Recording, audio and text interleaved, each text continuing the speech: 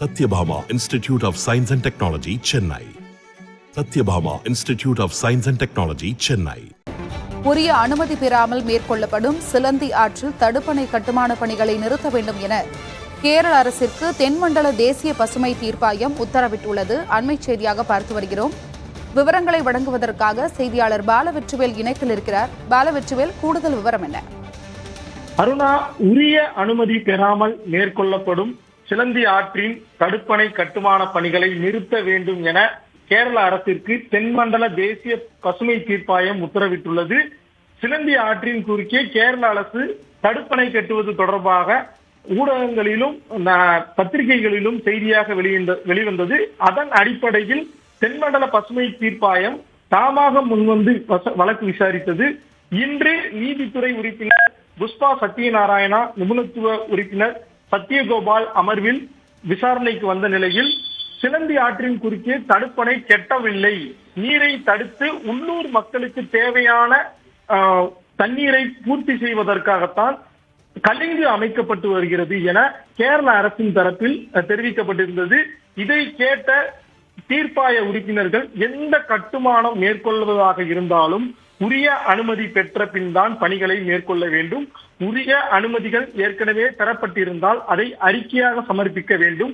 உரிய அனுமதி பெறாமல் கட்டுமான பணிகள் மேற்கொள்ளப்படுகிறது என்றால் அதனை உடனடியாக தடுத்து நிறுத்த வேண்டும் என கேரள அரசிற்கு உத்தரவிட்டுள்ளதோடு விசாரணையை ஜூலை 23 ஒத்திவைத்துள்ளனர்.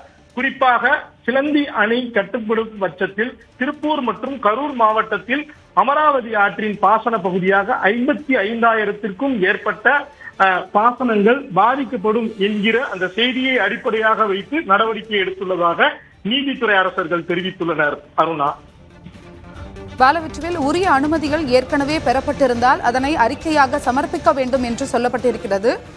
உரிய அனுமதிகள் பெறப்பட்டிருக்கிறதா? உரிய அனுமதி பெறப்பட்டிருக்கிறதா என்கிற தகவல் எதுவும் கேரள அரசின் சார்பில் குறிப்பிடப்படவில்லை. சிலந்தி ஆற்றின் குறுக்கே தடுப்பணை கட்டப்படவில்லை என கேரள அரசு தெரிவித்திருக்கிறாங்க. நீரை தடுத்து உள்ளூர் மக்களுக்கு தேவையான தண்ணீர் தேவையை பூர்த்தி செய்வதற்காக ஒரு குளம் கலிங்கு போல ஒரு தடுப்பை ஏற்படுத்தியுள்ளதாக, தண்ணீர் தேவைக்காக பூர்த்தி செய்யப்பட்டதை தடுப்பு அணை போல எடுத்துக்கொள்ளக்கூடாது என்றுதான் கேரள அரசு தெரிவித்திருக்கிறது. இருந்தாலும் நீங்கள் தடுப்பணை கட்டினாலும் கலிங்கு கட்டினாலும் நீங்கள் உரிய அனுமதி பெற வேண்டும் என பசுமை தீர்ப்பாயம் தெரிவித்திருக்கிறது. எனவே இதுவரை கேரள அரசின் சார்பில் தடுப்பணை கட்டப்பட்டதற்கோ அல்லது கலிங்கு அமைக்கப்படுவது குறித்தானோ எந்த விதமான அறிக்கையும் தாக்கல் செய்யப்படவில்லை. எனவேதான் கால அவகாசம் கேட்டுள்ள நிலையில் ஜூலை 23 ஒத்திவைக்கப்பட்டுள்ளது. உங்களுடைய விரிவான தகவலுக்கு நன்றி பாலவெற்றிவேல்.